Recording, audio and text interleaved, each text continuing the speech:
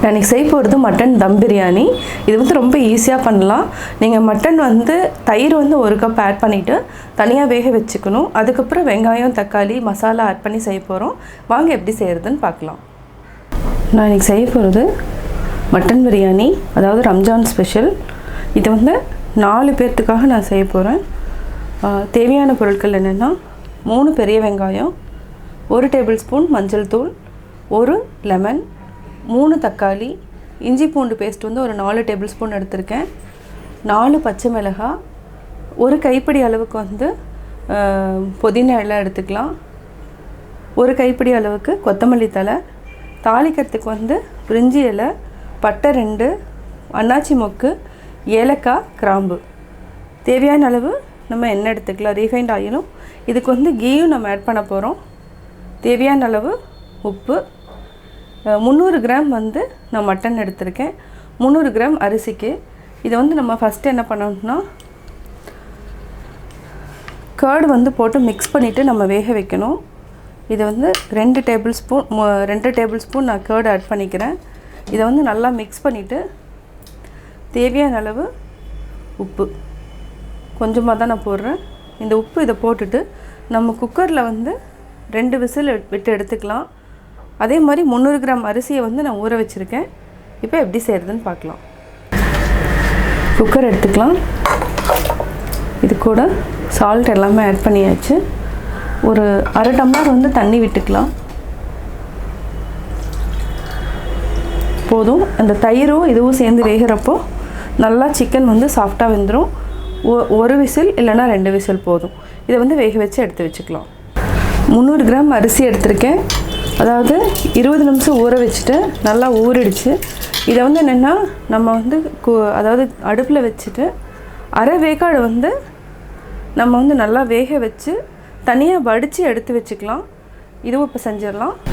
இப்போ நம்ம அரிசியை வந்து ஒரு அரை வேக்காடு இருந்துச்சுன்னா போதும், ஃபுல்லாக வேக வேண்டாம். இது கூட வந்து நம்ம லைட்டாக சால்ட் வந்து ஆட் பண்ணிக்கலாம். அதாவது கொஞ்சமாக இருந்தாவே போதும், சால்ட்டு போதும். இது வந்து நல்லா கொதிச்சுட்டு அரை வேக்காடு ஆனதுக்கப்புறம் நம்ம இந்த கஞ்சி வந்து வடிச்சுக்கலாம். நல்லா வேகட்டும். இப்போ நான் பேன் வச்சுட்டேன். அதே மாதிரி சிக்கன் வந்து குக்கரில் வந்து 1 விசில் விட்டு எடுத்து வச்சுட்டேன் தனியாக. நம்ம இதுக்கு வந்து ஆயில் ஆட் பண்ணிக்கலாம். பேன் நல்லா காயிட்டும். நான் ஆயில் ஆட் பண்ணிட்டேன். ஒரு 2 டேபிள் ஸ்பூன் வந்து கீ ஆட் பண்ணிக்கலாம். ரொம்ப தேவையில்லை, நான் வந்து இந்த அளவுக்கு மட்டும்தான் ஆட் பண்ணுறேன். இது வந்து டேஸ்ட்டுக்காக. ஏன்னா ஆல்ரெடி வந்து மட்டனே வந்து ரொம்ப கொழுப்பு, அதனால் இது வந்து ரொம்ப ஆட் பண்ணல. இப்போ நம்ம ஆயில் காஞ்சிருச்சு. பட்டை லவங்கம் ஏலக்காய் நான் ஆட் பண்ணியாச்சு. அடுத்து வந்து வெங்காயம் வந்து சிம்மில் வச்சுட்டு உங்களுக்கு எந்த அளவுக்கு வந்து வெங்காயம் வந்து கோல்டன் ப்ரௌன் வருதோ அந்த அளவுக்கு வந்து பிரியாணி வந்து ரொம்ப டேஸ்ட்டாக இருக்கும். இதை வந்து சிம்மில் வச்சுட்டு நல்லா வதக்கிக்கோங்க. வெங்காயம் நல்லா வதங்கட்டும். வெங்காயம் நல்லா பொன்னிறமாக மாறிட்டு வருது. நம்ம இப்போ தக்காளி ஆட் பண்ணிக்கலாம். தக்காளியும் நல்லா வதங்கணும். தக்காளி வதங்கினதுக்கப்புறம் பச்சை மிளகாய், புதினா, இஞ்சி பூண்டு பேஸ்ட்டு போட்டுக்கலாம். தக்காளி ஓரளவுக்கு நல்லா வதங்கிடுச்சு. இப்போ வந்து நம்ம பச்சை மிளகாய் போட்டுக்கலாம். புதினா,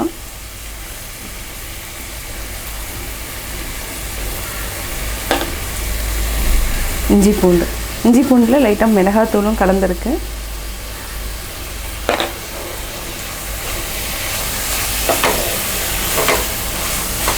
இது எல்லாத்தையுமே நல்லா மிக்ஸ் பண்ணிவிட்டு கிரேவி பதத்துக்கு வரணும். அது வரைக்கும் நம்ம நல்லா வதக்கிக்கலாம். இப்போ நம்ம மிளகாத்தூளையும் ஆட் பண்ணிக்கிறோம்.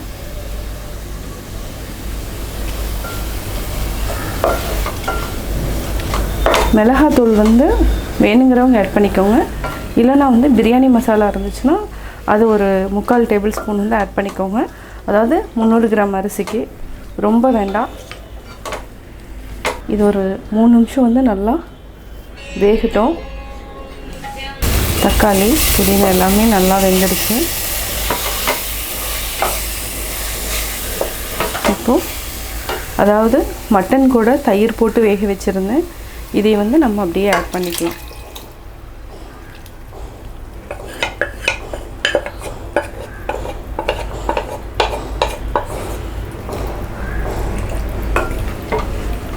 இதை வந்து நல்லா வேக வச்சுட்டு கிரேவி நல்லா எண்ணெய் வந்து மேலே வர வரைக்கும் நம்ம நல்லா சுண்ட வச்சுக்கலாம்.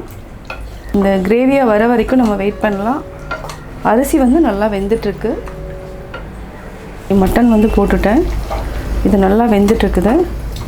இது வந்து எண்ணெய் நல்லா வர வரைக்கும் நம்ம நல்லா வேக வச்சுட்டு கிரேவி பதத்துக்கு வரணும். இன்னும் கொஞ்சம் தண்ணியாக இருக்குது. இன்னும் கொஞ்சம் நல்லா வேகட்டும். கொஞ்சமாக நம்ம கொத்தமல்லி தலையும் போட்டுட்டு நல்லா வேக வச்சுக்கலாம். இது வந்து ஒரு 5 to 10 மினிட்ஸ் வந்து மூடி வச்சுக்கலாம். இப்போது ஒரு டைம் எடுத்து பார்த்துக்கலாம். இன்னும் ஒரு 3 நிமிஷம் இருந்துச்சுன்னா போதும். கொஞ்சம் கிரேவி வந்து திக்காயிரும். சாதத்தை வந்து நம்ம வடிச்சிட்டு அந்த வடித்த கஞ்சி வந்து நம்ம தனியாக வச்சுக்கலாம். இல்லை தம் போடுறப்போ ஒரு 15 மினிட்ஸ் வந்து அந்த தண்ணியவே வந்து நம்ம மேலே வச்சுட்டோன்னா நல்லா வந்து அரிசி வந்து புழுங்கிடும். அதுக்காக அந்த வடித்த கஞ்சியை வந்து நீங்கள் அப்படியே வச்சுருங்க. அதாவது என்ன, ஒரு அகலமான பாத்திரத்தில் வச்சுட்டு நம்ம மேலே அப்படியே வச்சிடலாம். இது ஒரு 3 நிமிஷம் ஆகட்டும். 3 மினிட்ஸ் ஆயிடுச்சு. இப்போது நல்லா வெந்துடுச்சு. இப்போ நம்ம ஆல்ரெடி வடித்து வச்சிட்டோம்.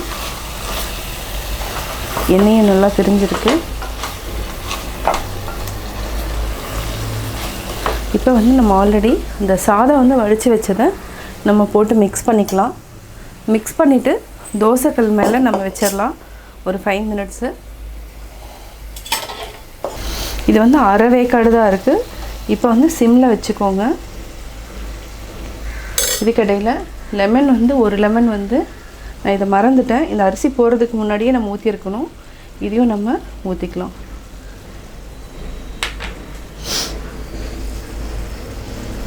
நல்லா மிக்ஸ் பண்ணிக்கோங்க. இந்த லெமனும் நல்லா மிக்ஸ் ஆகிடும். இப்போது இந்த வடித்த சாதத்தை வந்து நம்ம போட்டுக்கலாம்.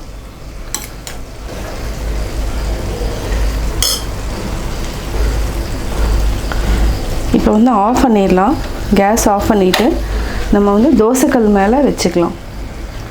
இதை நல்லா சாதத்தை போட்டதுக்கப்புறம் தோசைக்கல் மேலே வச்சுக்கலாம்.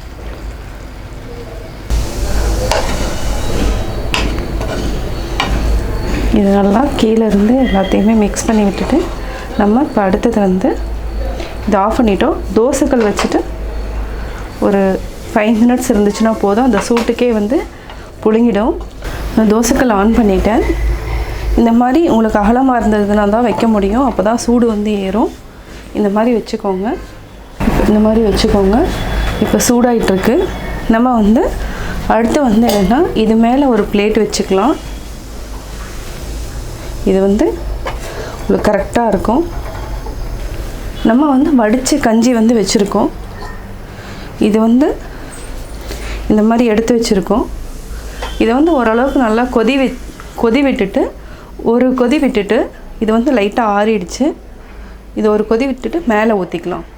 நம்ம வந்து ஒரு 15 மினிட்ஸ் வந்து இந்த சூடான தண்ணி வந்து உள்ளே வச்சுட்டோன்னா அரிசி வந்து உங்களுக்கு நல்லா புழுங்கிக்கும். அதே மாதிரி மசாலா எல்லாமே இறங்கி ரொம்ப டேஸ்ட்டாக இருக்கும்.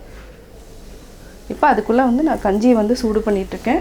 இது மேலே வந்து நீங்கள் கஞ்சி வந்து ஊற்றிக்கலாம். இது வந்து ஒரு 15 மினிட்ஸ்க்கு இருக்கட்டும். அதே மாதிரி தோசைக்கல் வந்து சூடானதுக்கப்புறம் ஆஃப் பண்ணிக்கலாம். இந்த கஞ்சி மட்டும் ஒரு 15 மினிட்ஸ்க்கு அப்புறம் நம்ம வந்து பிரியாணி வந்து பார்த்துட்டோம்னா கரெக்டாக இருக்கும். அவ்வளோதான். இதை வச்சுட்டு ஒரு 15 மினிட்ஸ்க்கு அப்புறம் நம்ம எடுத்து பார்க்கலாம். இப்போ மட்டன் பிரியாணி ரெடி ஆகிடுச்சு. அதாவது மேலே வந்து நான் கஞ்சி ஒரு 15 மினிட்ஸ் வச்சுருந்தேன். தோசைக்கல் வந்து ஒரு 5 to 8 மினிட்ஸில் நான் ஆஃப் பண்ணிவிட்டு அந்த கஞ்சினோட சூடே வந்து ரெடி ஆகிடுச்சு. இப்போ நான் எடுத்துட்டேன். அரிசியும் நல்லா வெந்துடுச்சு. உங்களுக்கு பார்த்தாவே தெரியும்.